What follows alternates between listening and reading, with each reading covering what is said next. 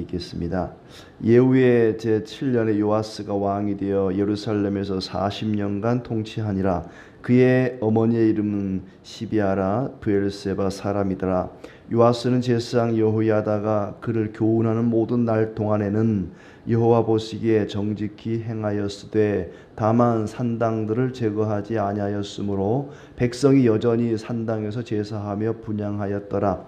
요아스가 제사장들에게 이르되 여호와의 성전에 거룩하게 하여 드리는 모든 은 곧 사람이 통용하는 은이나 각 사람의 몸값으로 드리는 은이나 자원하여 드릴 여호와의 성전에 드리는 모든 은을 제사장들이 각각 아는 자에게서 받아들여 성전의 어느 곳이든지 파손된 것을 보거든 그것으로 수리하라 하였으나 요아스 왕이 제23년에 이르도록 제사장들이 성전의 파손한 데를 수리하지 아니하였는지라. 요아스 왕이 대제사장 여호야다와 제사장들을 불러 이르되 너희가 어찌하여 성전의 파손한 데를 수리하지 아니하였느냐. 이제부터는 너희가 아는 사람에게서 은을 받지 말고 그들이 성전의 파손한 데를 위하여 드리게 하라. 제사장들이 다시는 백성에게 은을 받지도 아니하고 성전 파손한 것을 수리하지도 아니하기로 동의하니라. 제사장 여호야다가 한 궤를 가져다가 그것의 뚜껑에 구멍을 뚫어 여호와의 전문 어기 오른쪽 곧 제단 옆에 두매 여호와의 성전에 가져오는 모든 은을 다 문을 지키는 제사장들이 그 궤에 넣더라. 이에 그 궤 가운데 은이 많은 것을 보면 왕의 서기와 대제사장이 올라와서 여호와의 성전에 있는 대로 그 은을 계산하여 봉하고 그 달아본 은을 일하는 자 곧 여호와의 성전을 맡은 자의 손에 넘기면 그들은 또 여호와의 성전을 수리하는 목수와 건축하는 자들에게 주고 또 미장이와 석수에게 주고 또 여호와의 성전 파손한 데를 수리할 제목과 다듬은 돌을 사게 하며 그 성전을 수리할 모든 물건을 위하여 쓰게 하였으되 여호와의 성전에 드린 그 은으로 그 성전의 은 대접이나 불집게나 주발이나 나팔이나 아무 금 그릇이나 은 그릇도 만들지 아니하고 그 은을 일하는 자에게 주어 그것으로 여호와의 성전을 수리하게 하였으며 또 그 은을 받아 일꾼에게 주는 사람들과 회개하지 아니하였으니 이는 그들이 성실히 일을 하였음이라. 속건제 은과 속죄제 은은 여호와의 성전에 드리지 아니하고 제사장에게 돌렸더라. 그때에 아람 왕 하사엘이 올라와서 가드를 쳐서 점령하고 예루살렘을 향하여 올라오고자 하므로 유다의 왕 요아스가 그의 조상들 유다 왕 여호사밧과 여호람과 아하시야가 구별하여 드린 모든 성물과 자기가 구별하여 드린 성물과 여호와의 성전 곡간과 왕궁에 있는 금을 다 가져다가 아람 왕 하사엘에게 보냈더니 하사엘이 예루살렘에서 떠나갔더라. 요아스의 남은 사적과 그가 행한 모든 일은 유다 왕 역대 지략에 기록되지 아니하였느냐. 요아스의 신복들이 일어나 반역하여 실라로 내려가는 길가의 밀로 궁에서 그를 죽였고 그를 쳐서 죽인 신복은 시므아스의 아들 요사갈과 소멜의 아들 여호사밧이었더라. 그는 다윗성에 그의 조상들과 함께 장사되고 그의 아들 아마시아가 그를 대신하여 왕이 되니라. 아멘. 예. 오늘도 하나님의 은혜가 풍성하기를 진심으로 축복합니다. 북쪽 왕 아합의 딸 아달랴가 남쪽의 여왕이 되어서 다윗 왕과의 자손들을 모조리 다 죽이는 그런 처참한 일이 다윗 왕가에서 일어났습니다. 하나님 은혜로 왕의 누이였던 여호세바가 그의 남편과 함께 요아스라고 하는 이 핏덩이 막내 아들을 몰래 빼돌려서 6년이 넘도록 성전 침실에서 잘 보살펴 키웠습니다. 그리고 7년 만에 7년째 된 해에 혁명을 일으켰지요. 그러니 그동안 성전에서 잘 보호받고 자랐던 요아스 왕이 성전에 얼마나 정이 들었겠습니까? 자기가 어린 아기 때부터 7살이 될 때까지 성전에서 자란 겁니다. 성전 한쪽 침실에서 쭉 자라왔으니까 성전에 정이 들었는데 그 성전이 솔로몬이 건축한 이후로 130년이 지났습니다. 그리고 그동안에 한 몇 년 동안 이 아달랴 이 여왕이 다스리던 때나 그 전에 우상 숭배하던 그런 왕들이 다스리던 때에는 성전에 왕이 들어와 보지도 않고 성전이 제대로 활용되지도 않고 거의 방치되다시피 한 거지요. 건물이라는 게 사람이 살아야 또 계속 활용을 해야 덜 낡아지지, 제대로 쓰지 않고 빈집으로 내버려 두면은 금방 낡아집니다, 건물이. 그러니까 아예 사람이 안 산 건 아니지만은 성전의 기능을 제대로 못했죠. 그리고 오래되었고 성전이 너무 낡은 겁니다. 근데 요아스 왕은 어린 시절부터 성전에 자라다 보니까 성전에 정이 많이 들었고 또 여호와 신앙을 회복하기도 했고, 그래서 이거 성전을 다시 수리해야겠다. 무너진 데가 너무 많다. 성전이 말이 130년이지 건물이 130년 되면은 얼마나 낡았겠습니까? 성전을 좀 수리해야겠다 생각을 하고 이제 성전을 제대로 세우는데, 문제는 성전은 세웠지만 자기 신앙은 제대로 세우지를 못했습니다. 자신과 백성들의 신앙은 제대로 세우지를 못한 거예요. 요아스 그러면은 성전 수리한 사람 이렇게 기억이 되지만 동시에 자기 자신과 백성들의 신앙은 제대로 세우지 못한 사람이다. 그래서 처음에는 정말 잘했습니다. 요아스 왕이 처음에는 7살에 왕이 돼가지고 성전 수리하고 정말 훌륭한 일을 많이 했습니다. 그런데 말년에 가서는 거꾸로 신앙이 다 무너져 버리는 그런 결과를 보게 됩니다. 한번 봅시다. 12장 1절에 보시면 요아스가 7살에 왕이 되어서 40년간을 나라를 다스렸다. 그가 제사장 여호야다, 그의 목숨을 구해준 사람이죠. 여호야다가 그를 교훈하는 날 동안에는 여호와 보시기에 정직히 행하였으나 다만 산당들을 제거하지 아니하였다. 백성들이 여전히 산당에서 제사하며 분향하였다. 산당은 우상 숭배하는 곳이잖아요. 동네마다 언덕배기에 자리 잡고 있는 그런 산당들, 여호와의 성전에 가서, 예루살렘 성전 가서 제사를 드려야 되는데 너무 멀고 귀찮으니까, 그리고 우리도 이방 신을 섬기듯이 그렇게 여호와를 섬기고 싶습니다 하는 마음으로 세워놓고 찾아가는 곳이 산당입니다. 성전 수리만 잘 해놓으면, 예배당만 멋있게 리모델링 해놓으면은 성도들이 저절로 올 줄 알았는데 사람들이 오히려 성전은 성전이고 나는 산당 간다. 산당에서 안 오는 겁니다. 성전으로. 요아스는 자기가 성전 리모델링 해놓으면은 저절로 올 줄 알았는데 그게 안 되는 거예요. 그러니까 성전 리모델링보다 더 중요한 게 백성들의 심령을 리모델링 하는 것입니다. 다시 개혁시키는 겁니다. 신앙을 뒤집어 엎어야지. 산당 찾아가던 것을 못 가게 산당을 다 무너뜨리고 불사르고 깨부셔야 되는데 그것은 내버려 두고 성전만 리모델링 하면은 다시 찾아오겠지. 이것이 큰 착각이었습니다. 일단 성전을 수리하는데 첫 번째는 실패를 합니다. 그게 4절부터 해서 8절까지의 내용인데, 요아스가 제사장들에게 성전 수리할 비용을 별도로 따로 마련하라고 지시를 했습니다. 그래서 제사장들에게 성전에 거룩하게 여호와의 성전에 거룩하게 하여 드리는 모든 그때는 은이 화폐였기 때문에 은을 또 각기 사람들이 1인당 얼마씩 매 해마다 성전세를 내는데 각 사람의 몸값, 자원하여 여호와의 성전에 드리는 모든 은을 제사장들이 받아서 파손된 곳을 수리하라. 이게 명령이었습니다. 제사장들이 주도해서 백성들이 드리는 이 헌금을 모아서 그 가운데 일부를 성전 수리에 사용해라 라고 지시를 했는데 23년이 되도록 그게 이루어지지 않았다. 그래서 왕이 여호야다, 자기의 스승이죠, 여호야다를 비롯해서 제사장들을 책망을 했다는 것입니다. 그러니까 제대로 안 된 거지요. 왕의 명령이 제대로 수행이 안 된 겁니다.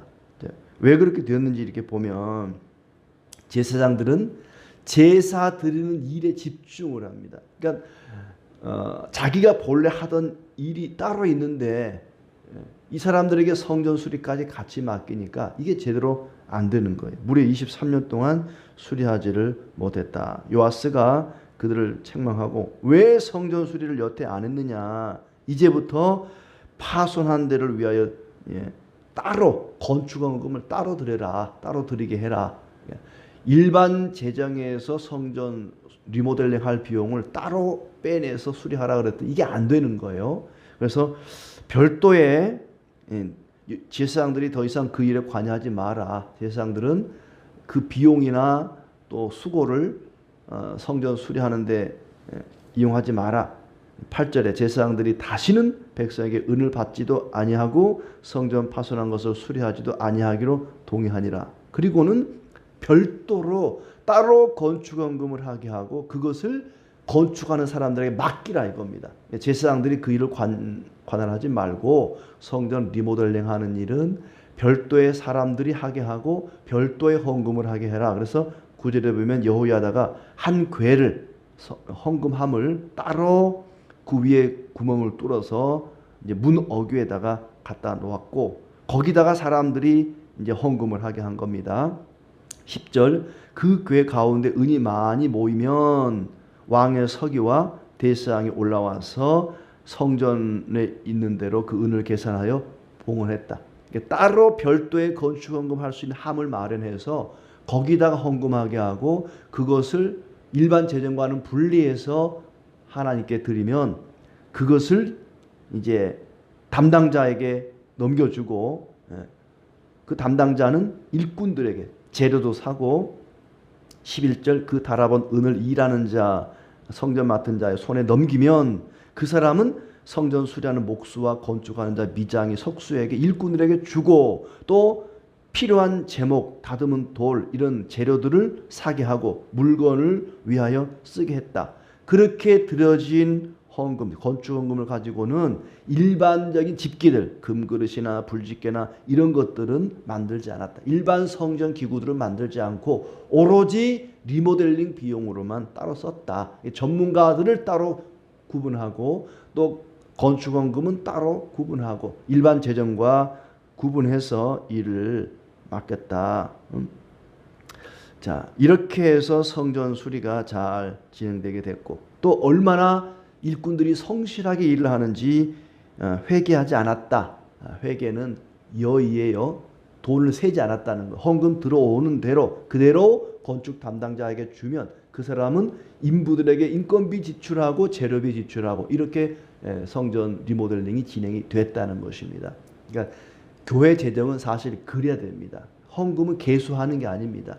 헌금은 세는 게 아니고 들어오는 대로 필요한 데 그냥 지출하는 겁니다. 이건 하나님이 우리에게 헌금하도록 감동을 주셨고 하나님을 위해서 사용하는 거기 때문에 그런데 사실 우리의 삶이라는 게 나중에 뭐 기부금 영수증도 끊어드려야 되고 하니까 헌금을 누가 얼마 했는지 세서 장부에 적고 어디에 지출했는지 적고 이렇게 이제 우리가 이런 자본주의 사회에 살아가다 보니까 교회에서도 그렇게 합니다만은 원래 헌금의 규칙은 들어오면 그것을 한 대 모아놨다가 또 필요한 데 이렇게 주고 회개하지 않았다. 사람이 혹시 실수를 할 수 있고 우리가 또 오해를 살 수 있기 때문에 지금은 잘 계수를 하기도 하고 장부에 적기도 하고 합니다. 근데 이때는 얼마나 사람들이 성실했는지 돈도 세지도 않고 필요한데 그냥 들어오는 만큼 필요한데 쓸 정도로 그렇게 사람들이 성실했다 하는 것이고 또 다만 속건제나 속죄제로 들어오는 몫은 제사장들에게 줬다. 일반 재정과 건축 재정이 철저하게 구별이 되었다 하는 것입니다. 자, 그리고 이제 세월이 많이 흘러서 17절에 이르게 됩니다. 아람 왕 하사엘이 침략해 들어와서 블레셋 가드를 점령하고 예루살렘을 향해서 진군해 오는데 요아스 왕이 너무 겁을 먹고 하나님께 기도해 보지도 않고 하나님께 도움을 요청하지도 않고 아버지, 할아버지, 증조 할아버지 때부터 모아두었던 모든 금들, 성전에 있는 금이나 왕궁에 있는 금이나 그 모든 금들을 모아서 하사엘에게 주고 돌려보냈습니다. 하사엘 왕이시여, 우리 싸우지 맙시다. 내가 금덩어리 많이 줄 테니까 이거 가지고 돌아가시오. 돌려줬다. 참 부끄러운 일이죠. 적군이 쳐들어오면은 맞서 싸우든가 목숨 걸고 싸우든지 하나님께 기도를 하든지 해야 되는데 참 이렇게 되었습니다. 그리고 비참하게 반역을 당해 죽고 그의 아들 아마샤가 왕이 되었다 하는 이야기로 끝이 납니다. 이제 이 이야기가 역대하 24장에 가면은 다시 자세하게 나오는데, 마지막 이 참 좋지 않은 모습, 금을 주어서 돌려보내고 했던 이런 모든 일들이 왜 일어나게 되었는가? 역대하 24장 17절에 보면 여호야다가 죽은 후에, 그러니까 제사장 자기 스승이 죽었습니다. 그 후에 유다 방백들이 와서 요아스에게 절하며 왕이 그들의 말을 듣고 여호와의 전을 버리고 아세라 목상과 우상을 섬겼으므로 그 죄로 말미암아 진노가 유다와 예루살렘에 임하니라. 그러니까 하사엘이 침략해 온 것이 하나님을 버리고 우상 숭배한 것에 대한 심판이었던 것입니다.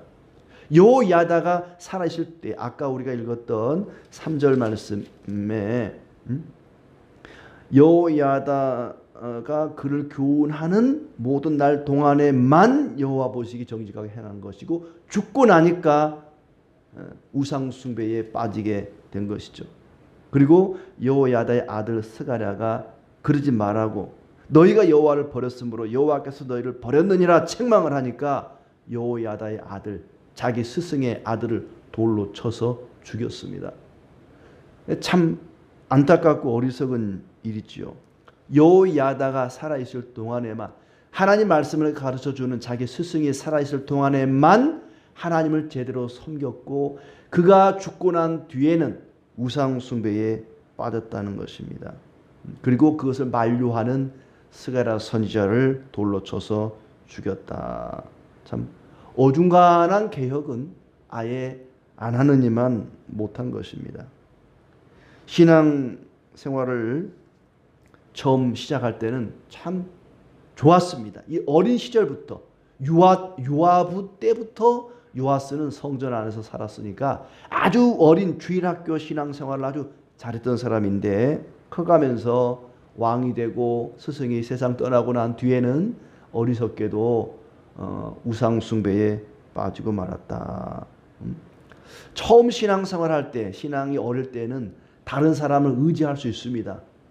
다른 집사님, 다른 선생님, 누군가를 의지하면서 처음 걸음마 신앙생활을 할 수 있는데, 어느 정도 신앙생활에 연륜이 쌓이면은 이제 다른 사람을 의지하는 것이 아니라 자기 스스로 신앙생활을 할 수 있어야 됩니다. 언제까지 신앙이 자라지 않고 어린아이 신앙에 머물러 있으면은 참으로 안타까운 일이죠. 근데 안타깝게도 대부분 많은 사람들이 신앙의 연륜이 오래되었는데도 불구하고 여전히 어린아이 신앙에 머물러 있는 사람들이 많습니다. 10년, 20년, 30년, 40년 신앙생활 하는데도, 태어나면서부터 모태신앙으로 자라는데도 불구하고 목사의 눈에 볼 때는 여전히 어린아이 신앙에 머물러 있는 사람들이 있다는 얘기입니다. 사람들은 신앙이 자라야 되는데 자라는 것을 별로 좋아하지 않습니다. 그냥 적당한 신앙에 머물기를 좋아합니다. 신앙은 그러면 안 됩니다. 신앙은 성장하기를 힘써야 합니다. 신앙의 성장에는 끝이 없습니다. 마치 자전거의 페달을 밟지 않으면 자전거가 넘어지는 것처럼, 계속 페달을 밟아 앞으로 나가야 되는 것처럼 신앙은 계속 앞으로 전진해 나가야 됩니다. 계속 자라가야 됩니다. 자라지 않고 가만히 머물러 있으면 그 자리에 머물러 있는 것이 아니라 뒤로 후퇴합니다. 후진합니다. 마치 오르막길에서 페달을 밟지 않고 가만히 있으면 뒤로 물러가듯이, 신앙생활은 계속 전진해야 되고 성장해야 되고 자라가야 됩니다. 살아있는 물고기는 흐르는 강물을 거슬러 올라갑니다. 그러나 죽어있는 물고기는 흐르는 강물에 그냥 떠내려갑니다. 내가 신앙생활을 제자리에 머물러 있으면 가만히 머물러 있는 것이 아니라 거꾸로 떠내려가 버리고 맙니다. 신앙이 퇴보하게 됩니다. 성장하지 않으면 퇴보합니다. 제자리에 머물러 있지 않습니다. 신앙생활은 방학도 없고 졸업도 없습니다. 안타깝죠. 가끔 여름방학, 겨울방학 해가지고 한 달쯤 교회생활 쉬라고 하면 좋을 텐데 신앙생활은 방학이 없습니다.